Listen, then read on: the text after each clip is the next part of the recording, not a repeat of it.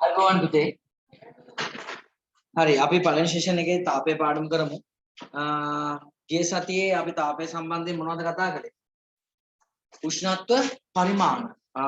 Celsius අංශයක් ගැන කතා කරා, ෆැරන්හයිට් අංශක ගැන කතා කරා, කෙල්වින් නම් අංශක කියන්නේ නැහැ නේද? අපි එහෙම කිව්වා. අද අපි කතා කරන්න යන්නේ තව වැදගත් කාරණා දෙකක්. හැබැයි දෙක වෙන වෙනම ඉගෙන ගමු. මාතෘකාව නම් තියෙන ද්‍රවාංකය හා තාපාංකය කියන්නේ. මුලින්ම අපි ද්‍රවාංකය ගැන ඉගෙන ගමු. දිනේ දාන්න ලස්සනට ලියන්න වෙන පාටක. වෙන පාටකින් ලියන්න. ද්‍රවාංකයේ අනුකම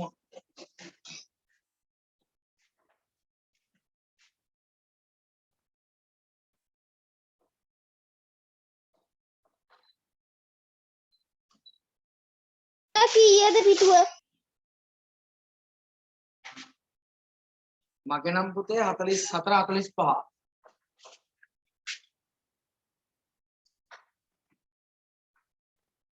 මේ තියෙන්නේ ඝනයක් ද්‍රවයක් බවට පත්වන උෂ්ණත්වයට කියන්නේ ද්‍රවාංකය කියලා. ඒ අවස්ථාවට විද්‍යාත්මකව කියන්නේ මොකද්ද? විලයනය. ඝනයක් ද්‍රවයක්. ඝනයක් ද්‍රවයක් වෙන අවස්ථාවක් කියන්නේ අයිස් වතුර වෙනවා. අයිස් වතුර වෙනවා නේද? හරි මෙල්ටිං පොයින්ට් කියලා කියන්නේ මෙල්ට් වෙනවා. අර අයිස් ඒජ් එකේ දෙවෙනි එකද කොහෙද? අයිස් ඒජ් මෙල්ට් ඩවුන් දිය වෙන්න පටන් ගන්න. තේරුණා? අන්න ඒක. ඝනයක් ද්‍රවයක් වෙන එකට විද්‍යාත්මකව කියන්නේ විලයනය. ඒ අවස්ථාවේ උෂ්ණත්වයට කියන්නේ ද්‍රවාංකය. අපි මොකක් හරි එකක් පෙන්නලා කියනවා මේකේ ද්‍රවාංකය. ඒ කියන්නේ මේක ඝන තත්ත්වයේ ඉඳන් ද්‍රව වෙන්න අවශ්‍ය උෂ්ණත්වය. හරි?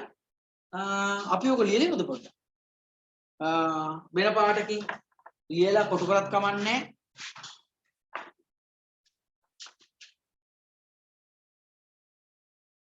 සර බෝඩ් එකේ ලියන්න. නෑ මං කියන එක ලියන්න ඉස්සෙල්ලා. මං කියන එක ලියන්න. හරි? මං කියන එක ලියන්න. මේව ලියන්න. ඝන ද්‍රව්‍යයක් ඝන ද්‍රව්‍යයක්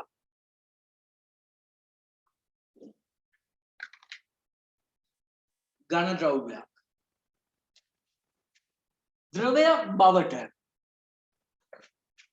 ද්‍රවයක් බවට තාපය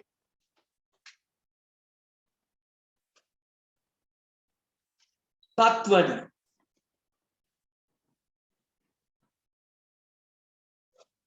නිශ්චිත උෂ්ණත්වය ද්‍රවයක් බවට පත්වන නිශ්චිත උෂ්ණත්වය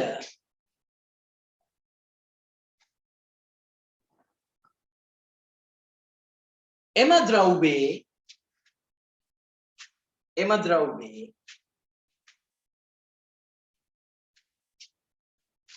ද්‍රවාංකය ලෙස හැඳින්වේ.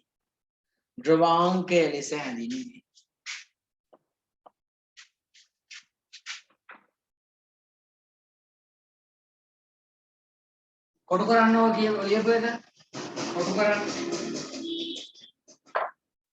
හයිලයිට් එකක් තියෙනවා නම් හයිලයිට් එකෙන් බොක්ස් කරන්න. දැන් වෙන පාටකින් ඉඳලා සමහර අය හයිලයිට් එකකින් ඇඳ ඉන්නවා. එහෙම අඳින්න ඕනේ නැහැ. කොටුවක් අඳින්න ඒකට.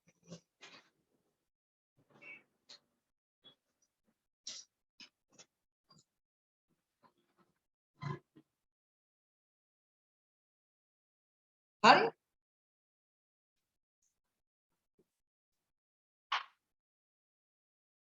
පුතේ බලන්නකො බෝඩ් එකේ තියෙන ඝනය ද්‍රවයක් වෙනවා. ඒකට කියන්නේ විලයනය.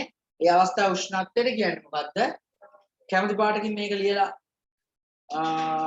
කොටු කරගමු ටක් ගාලා. බල බල ඉන්න දෙයක් නැහැ ටක් ගාලා. ඔයිට තිබ්බනේ පුතේ බුද්ධ දුන්නක් පරක්කු.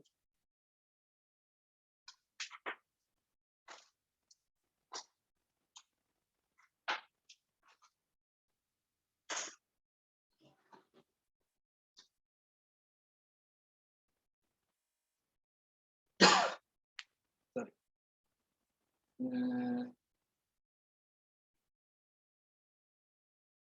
මන් ලියන්න. ඔව් කරාන හොඳයි නේ. වෙන පාට පෑනකින් කොටු කරන්න.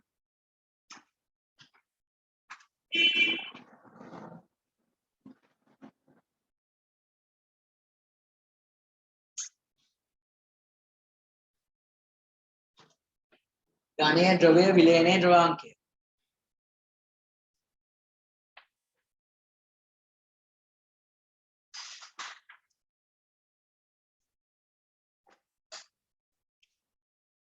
හරි මේ ක්‍රියාවලිය දකින්න ලැබෙන අවස්ථාවක් දීලා තියෙනවා. 45 පිටුවේ බලන්නකො. කුණීලයකට අයිස් කැට දාලා ඒ අයිස් කැට අස්සට උෂ්ණත්වමානයක් දාලා දැන් මේ අයිස් කැට ටික ටික මොකද වෙන්නේ පුතේ? දිය වෙනවනේ නේ. ඝනය මොකද වෙන්නේ? ද්‍රව වෙනවා. උෂ්ණත්වය කීයද කියලා බලන්න. කීයේද ඕක වෙන්නේ? කීයේද ඕක වෙන්නේ? සෙල්සියස් අංශක බිඳුවේදී. බිඳුවේ. ඔන්න පුතේ ද්‍රවාංක ටිකක් දීලා තියෙනවා 14.3 වගේ. අයිස් වල ද්‍රවාංකය කොච්චරයිද? එහෙම කියන්නේ නැහැ. සෙල්සියස් අංශක බිඳුවයි කියලා කියන්නේ. තේරුණා? පැරෆිනිටි වල ද්‍රවාංකය කීයද පුතේ? ඒ කියන්නේ එයා දිය වෙන්නේ 60 දී නේද? ඊයම් වල ද්‍රවාංකය කීයද? ඊයම් උණු කරන්න පුළුවන් නේ. ද්‍රව කරන්න පුළුවන් උපකරණයක් තියෙනවද දන්නවද? සර්කිට් එකේ මාතර කොට එක ගන්නවා. බවුත් එක නේ. යකඩ වල ද්‍රවාංකය අපි යකඩ වලින් යානාවක් හදලා ඉර දිහාට ගියත් වැඩක් නැහැ. මොකද වෙන්නේ? දිය වෙලා ආනවත් ඉන්නේ නැහැ. තව වාෂ්පත් වෙනවා. ඉරේ මතු පිට උෂ්ණත්වය සෙල්සියස් අංශක 5000ට වැඩිනේ. ඉතින් ඒතර අපිට යන්න බෑ නේද මේ පැත්තට? බෑනේ. තේරුම්න්නේ නැහැ. යන්න එපා ඒකින්ද.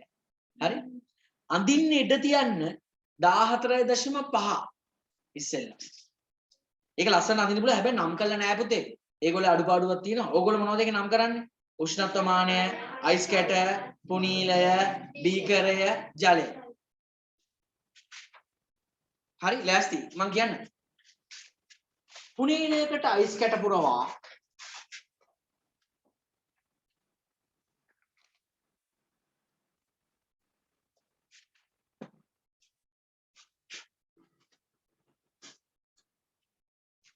පුනීලයකට අයිස් කැට පුරවා එය තුල උෂ්ණත්වමානයක් රඳවා එය තුල උෂ්ණත්වමානයක් රඳවා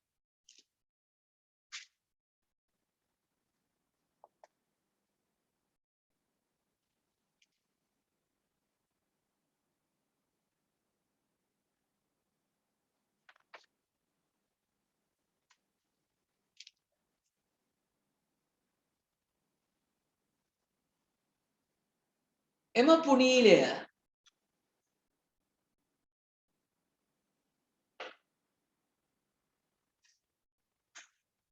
බීකරයකින් තබන්න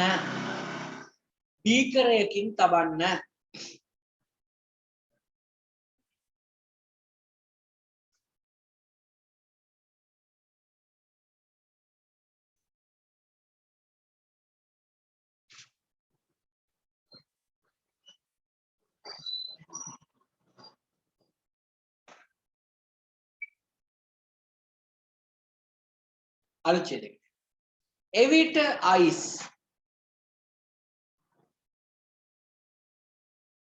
එවිට අයිස් ක්‍රමයෙන් දියවි එවිට අයිස් ක්‍රමයෙන් දියවි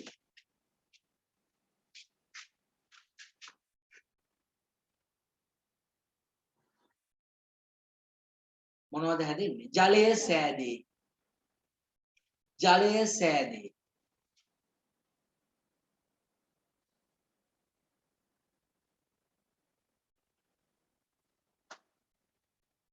අලුච්ඡේදය ඒක නිරීක්ෂණය විතරයි එම අවස්ථාවේ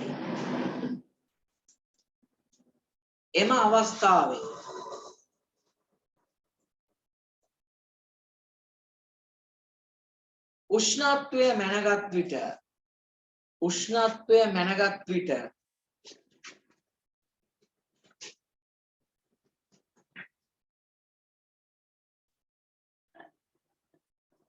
එම අගය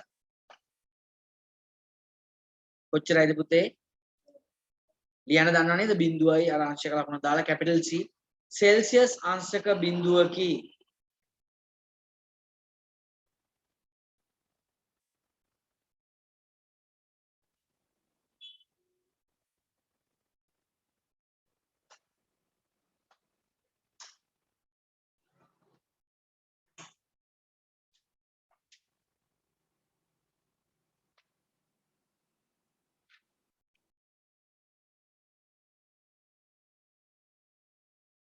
හරි.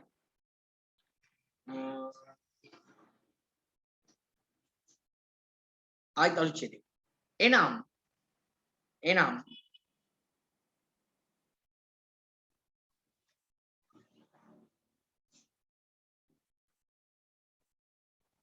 එනම් අයිස් ජලය බවට පත්වන උෂ්ණත්වය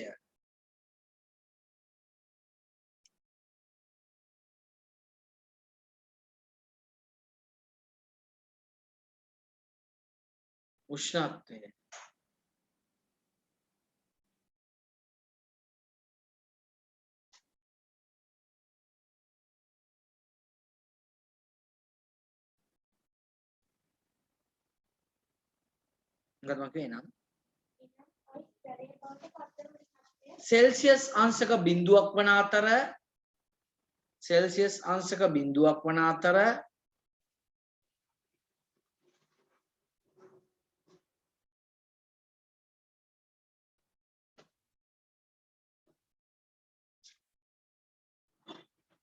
එය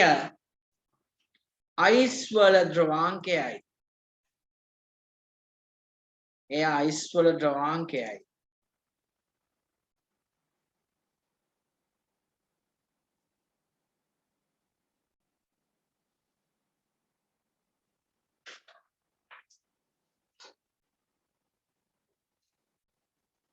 හරි. අලුත් රූල් එකට යන්න. හරි. මෙහෙම ලියන්න. පහත දැක්වෙන්නේ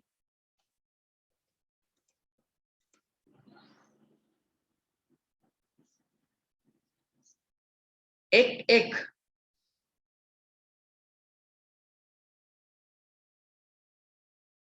ද්‍රව්‍ය කිහිපයක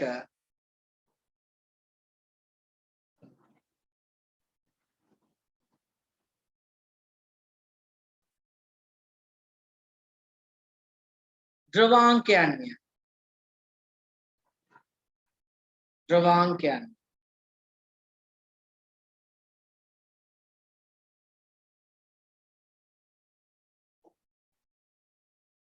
පුතේ වගුව ගහන්න ඉඩ තියන්න. homework වගුව ගහන්න ඉඩ තියන්න. එතකොට ඕගොල්ලෝ දැන් පොඩ්ඩක් ඉන්න. බලන්න 45 පිටුවේ මැද තියෙනව දෙයක් දැක්කද? අයිස් කියන්නේ ඝනයක්. එයා තාපය ලබා ගත්තාම ජලය වෙනවා. එයා මොකද්ද? ද්‍රවයක්. හරි. ඒක ලස්සනට ඇඳලා පාට කරන්න ඉඩ තියෙනවද? අර ඒක පාට කරලා තියෙන්නේ ලස්සනට පාට කරලා දින ඊතලේ. ඒවා පාට පැන්සල් වලින් කරත හැකි. මොකද කරන්නේ? ඒක ඉඩ තියෙනවද ලස්සනට ඒකට? හෝම්වර්ක් ටිකක් තියෙනවා නේ. හෝම්වර්ක් කරන්නේදී හොරු තමයි ඉතින්.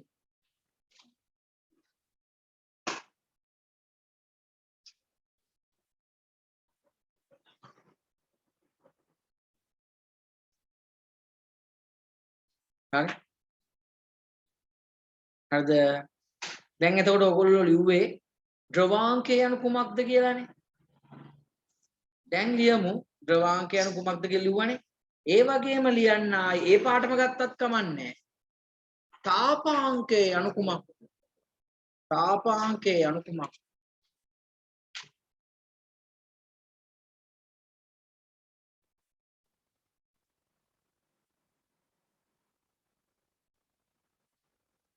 තාපාංකය යනු කුමක්ද?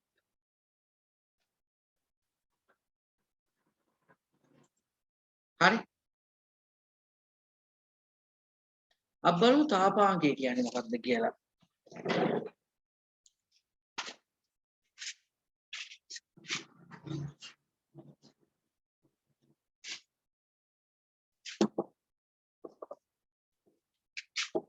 පුතේ ද්‍රවය වාෂ්ප බවට පත් වෙනවා. මේකට කියන්නේ වාෂ්පීකරණය කියලා. මේ අවස්ථාව උෂ්ණත්වය කියන්නේ මොකද්ද?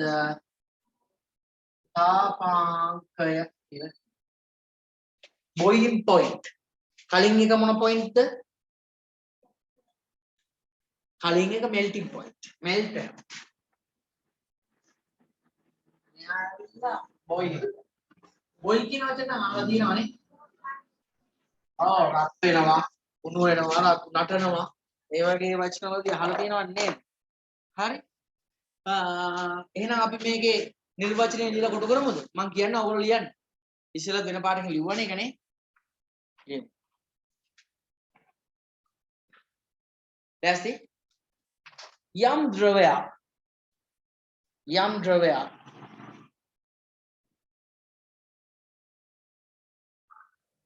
යම් ද්‍රවයක්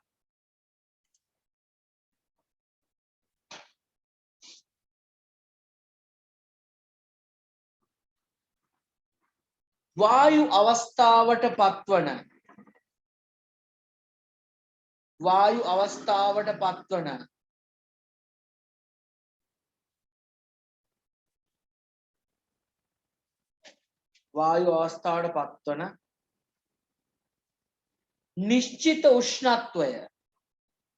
නිශ්චිත උෂ්ණත්වය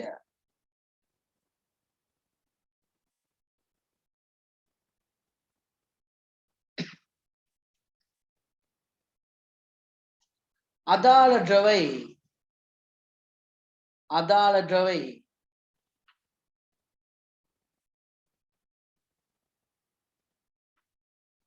මොකක් කියලාද පුතේ කියන්නේ? තාපාංකය ලෙස හැඳින්වේ.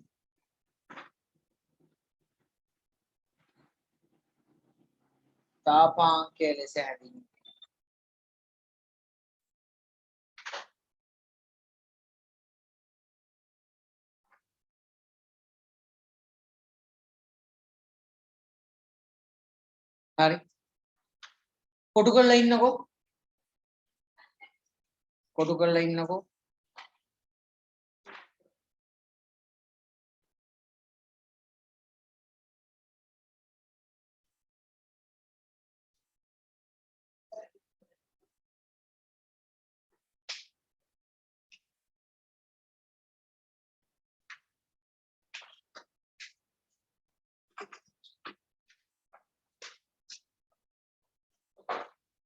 හරි. කලින් එකේ පුතේ මේ ඒක කොටු කරාට පස්සේ මොකද කලින් මේක ලිව්වා නේද? එහෙනම් ද්‍රවය වාෂ්ප වෙනවා, වාෂ්පීකරණය කියලා කියන්නේ තාපාංශ. මේක ලියමු ලස්සන. ලියලා කොටු කරමු ටක් ගාලා. ලස්සන. සෙනික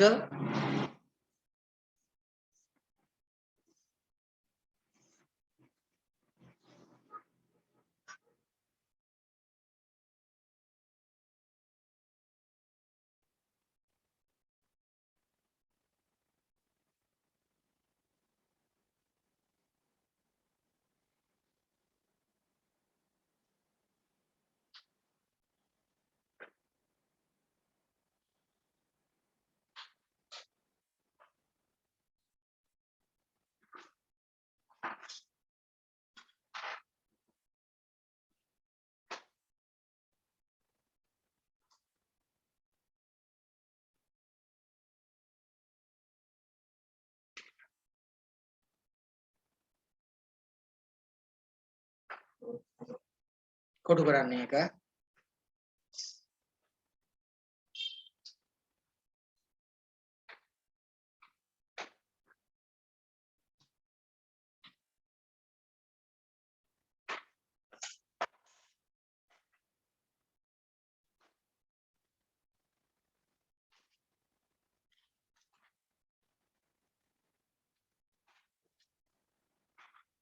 ඊට පස්සේ පරීක්ෂණයද කළේ කලින් එකේ ඊට පස්සේ ඔව් ඒක දැන් පරීක්ෂණයේ රූපෙනේ නේ බලන්න පුතේ හැමෝම 46 පිටුවේ 14.6 රූපයක් තියෙනවා මොකද්ද ඒකේ තියෙන්නේ බොයිලින් ටියුබ් එකක් එහෙම නැත්නම් කැකෑරුම් නලයක් අරගෙන කැකෑරුම් නලය ඇතුළට ජලය දාලා ඒකට උෂ්ණත්වමානයක් දාලා ආධාරකයක් ඇතුළෙන් තියලා රත් කරනවා රත් කළා ටිකක් වෙලා යනකොට මේ ජලය මොකද වෙන්නේ පුතේ වාෂ්ප වෙනවනේ ඒ වෙලාව උෂ්ණත්වය බලනවා කීයද කියලා සෙල්සියස් අංශක 100යි එහෙනම් ජලය වාෂ්ප වෙනවා ඒකට කියන්නේ වාෂ්පීකරණය ඒ අවස්ථාවේ උෂ්ණත්වයේ තාපාංකය කීයද 100යි. සෙල්සියස් අංශක 100යි. අන්තිම ඉඳ තියමු ලස්සනට. හැබැයි නම් කරලා නැහැ. ඕගොල්ලෝ මොනවද නම් කරන්නේ? උෂ්ණත්ව මානය නම් කරනවා, ආධාරකය නම් කරනවා, කැකරුන් නලය නම් කරනවා, බන්සන් දාහකය නම් කරනවා, ජලය නම් කරනවා. හරිද? ඔව් ඉඳ තියයි.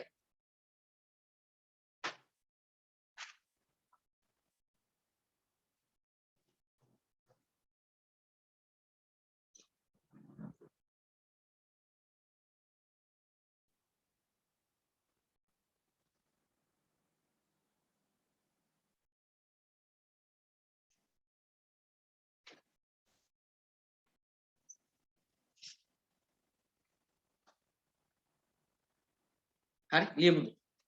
රූප සටහනේ ආකාරයට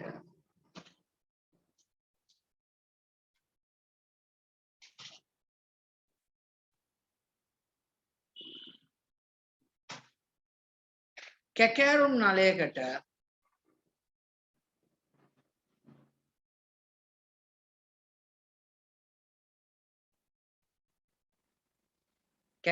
නලයකට ජලය පුරවා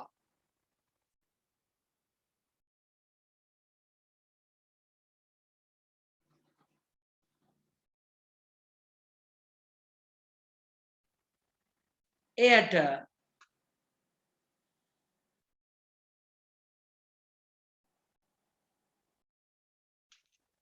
උෂ්ණත්වමානයක් දමා හොඳින් රත් කරන්න.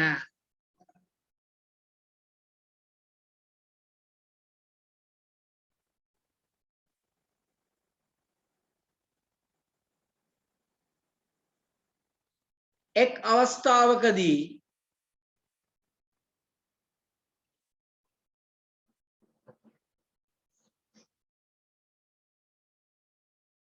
ජලය වාෂ්ප වීමට පටන් ගනී.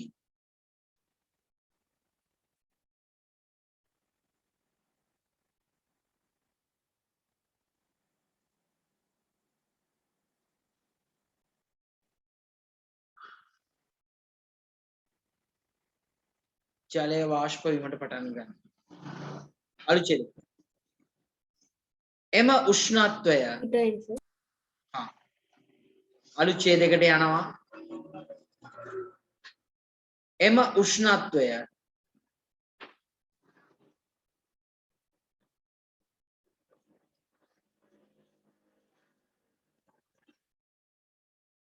සෙල්සියස් අංශක 100කි.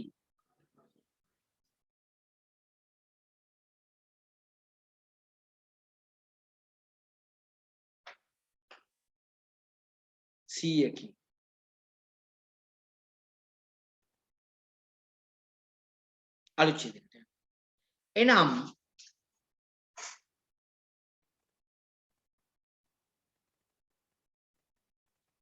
ද්‍රව ජලය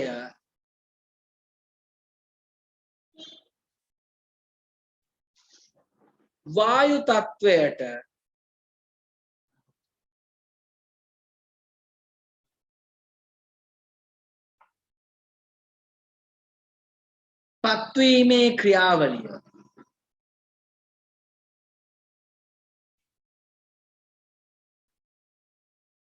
පත්වීමේ ක්‍රියාවලිය හෙවත් තාපාංකය මෙහිදී සිදුවේ.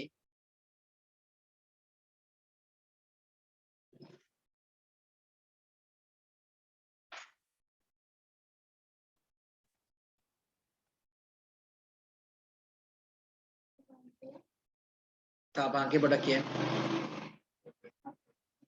බවට පත්වීම සිදුවේ නේද? පොඩක් කියන්න මෙහෙම. තාපාංකය බවට පත්වීම මෙහිදී සිදුවේ නේ. එම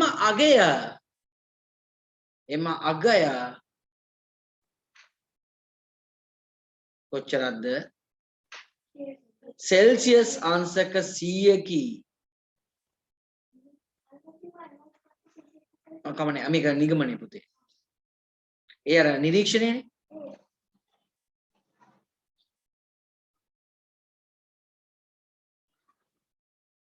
හරි.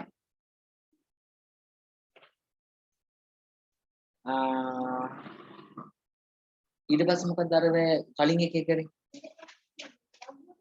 එහෙනම් මෙහෙම ලියමු අපි පොඩ්ඩක් බලන්න පුතේ මධ්‍යසාරවල තාපාංකය කීයද කියලා ඒ කියන්නේ යා වාෂ්ප වෙන්නේ සෙල්සියස් අංශ කීයේද 77 දී පැරපීන් නිටි වල තාපාංකය කීයද පුතේ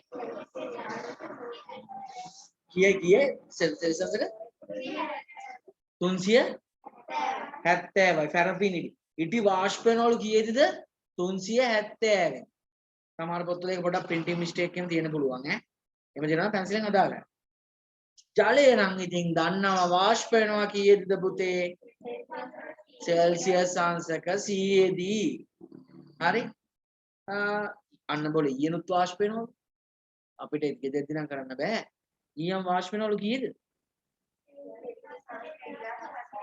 1744 දී ඈ සෙල්ලන්නේ මෙන්න හයිය යකඩ වාෂ්ප වෙනවා පුතේ කීයේද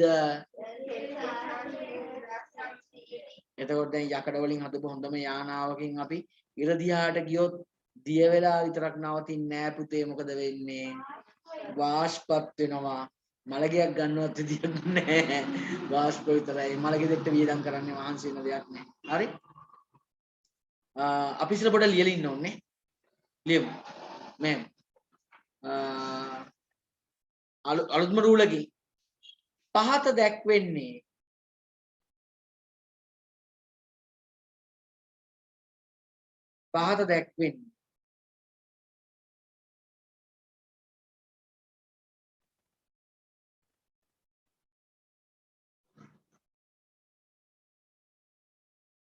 එක්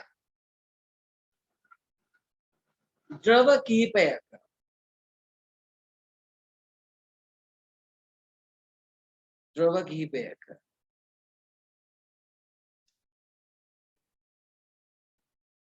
තාපාංකය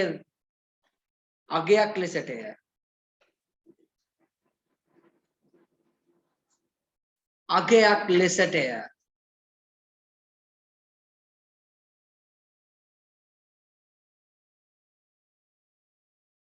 පුතේ 46 පිටුවේ වගුව ගහන ඉඩ තියන්න සර් උඩ දින ජලය වගුව ගහන ඉඩ තියන්න මොකද්ද පුතේ අර ඒ වගුවට උඩින් දින අර ජලය ඉතලයට ආර ඊට පස්සේ හිමාලය එක ලියන්න ඕනේ නෑ වාහන තෝගයක් ගියා පාරේ මට මැසේජ් එකක් දාන්න ඔජිත්තක් ගාලා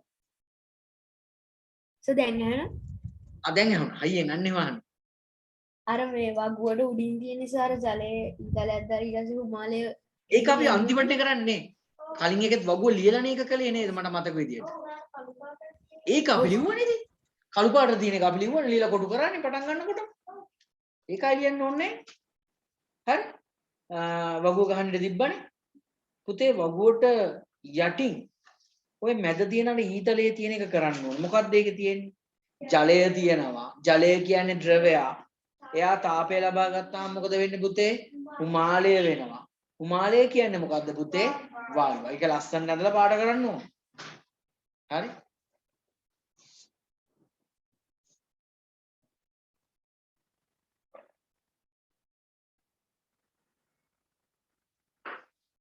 හරි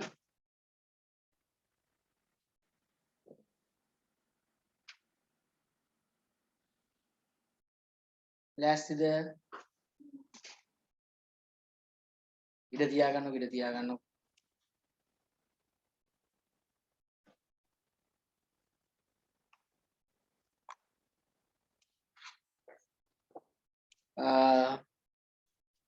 සෙතුමි පුතේ 47 පිටුවේ අමතර දැනුමක් තියෙනවා සෙල්සියස් පරිමාණයේ විස්තරය ඒක තුනම තියෙනවද සෙල්සියස් ෆැරන්හයිට් කෙල්වින් තුනම තියෙනවද මගේ දෙකයි තියෙන්නේ සෙල්සියස් උයි ෆැරන්හයිට් විතරයි තියෙන්නේ ඔව් සර් ඡේද තුනක් තියෙනවා මගේ ඡේද දෙකයි මගේ තුනක් තියෙනවා ඡේද තුනක් තියෙනවද එහෙනම් පළවෙනි මාතෘකාව කියලා පළවෙනි ඡේද කියවන්නකො සෙල්සියස් පරිමාණය අයිස් වල උෂ්ණත්වය සෙල්සියස් අංශක 0 හා හිමාලයේ උෂ්ණත්වය සෙල්සියස් අංශක 100ක් අතර පරතරය සමාන කොටස් 100කට බෙදීමෙන් සෙල්සියස් පරිමාණය සකස් කර ඇත. හරි. එතකොට එහෙනම් අයිස් වතුර වෙන්නේ බිඳුවේදී වතුර වාෂ්ප වෙන්නේ 100ේදී බිඳුවයි 100යි අතර කොටස් ටික කීයකට බෙදලා තියෙන්නේ 100කට බෙදලා තියෙන්නේ. එතකොට අපිට 1 2 3 4 වල 100ක් වෙනකම් මැන ගන්න පුළුවන්. තේරුණාද? ඊළඟට ෆැරන්හයිට් පරිමාණය කියලා මාතෘකාව තියෙන්නේ. එහෙනම් කුසඳි ෆැරන්හයිට් පරිමාණය පළවෙනි ඡේදය කියන්නේ ෆැරන්හයිට් පරිමාණයක ඉහළ අගිය ෆැරන්හයිට් 212ක් හා පහළ අගිය ෆැරන්හයිට් 32ක් අතර පරතරය සමාන කොටස් 180කට බෙදා ෆැරන්හයිට් පරිමාණය සකස් කර ඇත. 180 ගාම මම බය වුණා ඒක බලන්න මොකද උනේ කියලා. හරි. එතකොට ඉහළම අගිය 212යි අඩුම අගිය 32යි 212න් 32ක් අඩු කරාම කීයද එන්නේ 180යි. ඒක කොටස් 180කට බෙදලා තමයි ෆැරන්හයිට් පරිමාණය ගණනය කරලා තියෙන්නේ. කවිෂ්ක පුතේ ඊළඟ ඡේදය කියන්න. ද්‍රව්‍යක හා තාපාන් අගයක් වායුගෝලී පීඩනය අනුව වෙනස් වේ. වගු අංකය 14.3 14.4 ඇති අගයන් ලබාගෙන ඇත්තේ වායුගෝලී පීඩනය 1 සෙන්ටිමීටර වන අවස්ථාවේදීය. ඒක මෙහෙම එකක් තියෙනවා. ඒක ලියන්න නම් ඕනේ නැහැ. හැබැයි මෙහෙම එකක් මතක තියාගන්න. ඔව් ද්‍රවාංක හා තාපාංක කියලා නැත්තේ. පුතේ මේ මොනවද කියලා තියෙන්නේ පීඩනයයි. පොඩේ මුල කැල කියන්නේ.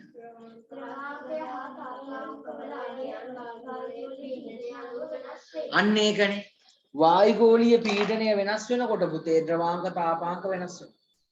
ඔයගොල්ලෝ දන්නවද දැන් ඔයගොල්ලෝ ගෙදර වතුර තේ හදන්න ඕනොත් එහෙම වතුර රත් කරනවානේ. ජලය හොඳට රත් වෙනකන් ඉන්න ඕනද නැත්නම් පොඩ්ඩක් රත් කරලා තේ හදලා දෙනවා. ගෑස් එහෙම ප්‍රශ්න දිනනවා නම් ඉතින් පොඩ්ඩක් රත් කරලා දුන්නට කමක් නැහැ. නැත්නම් වතුර මොනවා වෙනකන් ඉන්න ඕනද? සාමාන්‍ය විවාහයේදී කියන්නේ මොකක් වෙනකන් ඉන්න ඕන කියලාද? නටනකන් ඉන්නවා කියලා නේද කියන්නේ සාමාන්‍ය විවාහය. නටනවා කියන්නේ බෙර ගහනවා එහෙම නෙමෙයි. බෙර ගාලා හග්ගෙඩි බිමල නටන්නේ නැහැ. ඒ කියන්නේ ඉතින් තාපාංකයනේ බොයිලින් පොයින්ට් නේ. හැබැයි මතක තියාගන්න පීඩනය වෙනස් වෙනකොට දැන් අපි පිදුරු තලාවලට ගිහිල්ලා තියෙනවා පිදුරු තලාව. හරි ලස්සන තැන. පිදුරු තලාවලට ගිහිල්ලා වතුර රත් කරොත් එහෙම එතෙන්දි සෙල්සියස් අංශක 100 දී නෙමෙයි ජලය රත්. මතක තියාගන්න. උන්නතාංශයත් බලපාන. උන්නතාංශය කියන්නේ මුහුදු මට්ටමේ ඉඳන් පිටලා තියෙන උස නේද? භූගෝලයට ගණනවනේ ඒක. එහෙනම් ඒක වෙනස් වෙනවා. මම ඒකට පොඩි කාරණාවක් දෙන්නද ඒක නැත්නම් ඒකේ අර වගුවේ පළවෙනි ඡේද දෙක විතරක් ලියන්න. අමතර දැනුම. ඡේද දෙක විතරක් ලියන්න ඉඳ තියලා ටක් ගාලා තරුවක් දාන්න මම කාරණාවක් දෙන්න. පළවෙනි ඡේද දෙක විතරක් ලියන්න ඉඳ තිබ්බා. හරි. තරුවක් දාන්න. ෆැරන්හයිට් එක විතරයි ලියන්න පුතේ. ලෑස්ති? ඉක්මනට තරුවක් දාන්න.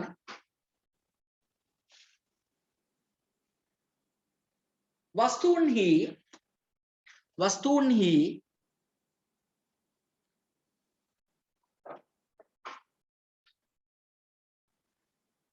ද්‍රවාංක හා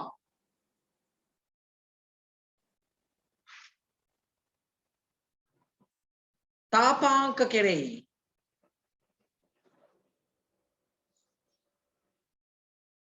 ද්‍රවාංක හා තාපාංක කෙරෙහි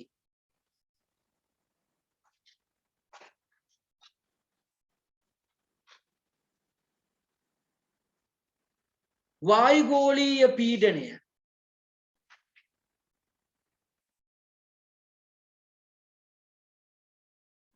හා එය පිහිටි උන්නතාංශය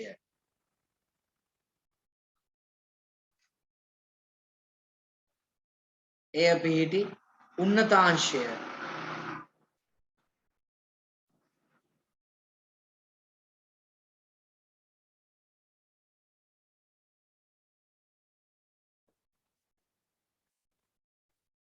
හේතු වේ.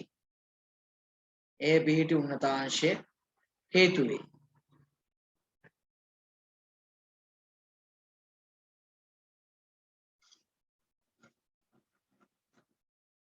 හරි. පුතේ අපි එනම් පළවෙනි සෙෂන් එක එතන ඉවර කරමු. පොත් කිහිපයක් බලන්න ඇති මම හිතන්නේ. ඊළඟ සෙෂන් එකේදී අපි කරන්නේ මොනවද?